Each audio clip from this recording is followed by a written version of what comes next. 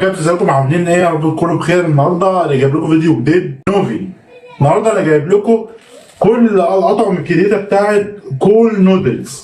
اول طعم معانا هو بطعم نكهه الدجاج المقرمشه الحاره. ده التوابل بتاعته اهي، لسه هفتحها قدامكم اهي وهحطها عليها. نفتح الطعم ونقول الو. حط الطعم اهو. انا ما بحبش الشطه الصراحه عشان ما اكذبش عليكم، بس الشوكه معانا اهي. خلينا طعم غصب عرفته.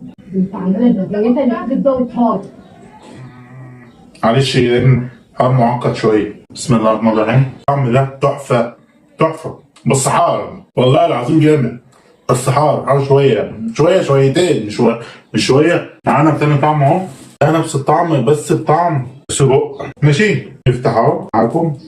لما قلت لكم انا ما بحبش الشطه، معلش يا اسف والله. لا خلاص والله انا ما بحبش النودل عشان كده، يعني عشان التقليب والحركات دي. بسم الله الرحمن الرحيم. والله وده تحفه برضه، تحفه برضه. والسجق باين فيه جدا كده بطعم البيت. لما قلت لكم انا ما بحبش الشطه وارجع اقول كل شويه عشان الناس اللي تقول لي انت بتحط الشطه ليه. مش كده، بس ان هي كانت عايزه ايه شوكه كمان عشان التقليب. يلا مش مهم.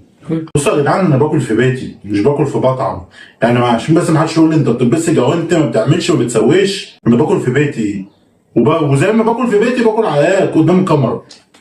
ده الاطعم كلها حلوه بامانه عشان ما اكذبش عليكم وباينه، بس المشكله ان فيها مملحه زياده عن اللزوم، مملحه جدا يعني. ده بقى طعم ايه؟ نكهه الجبنه الكوري، وربنا يستر عليه عشان انا ما بحبش الحاجه الحاميه. انا عدو الحاجه الحاميه. نقول بسم الله الرحمن الرحيم ونفتح الطعم اهو قدامكم. يعني ايه يا لهوي. يبقى الشوكه. بسم الله الرحمن الرحيم. ماشي يلا. اللي تخاف منه ما جيش احسن منه. اكتر طعم متوازن فيه، مفيش فيه شطه ومفيش فيه حاجه. هو مش قوي بس هو ايه، نص نص كده. لو عجبك الفيديو متنساش تعمل لايك وتشترك في القناه. السلام عليكم ورحمه الله وبركاته.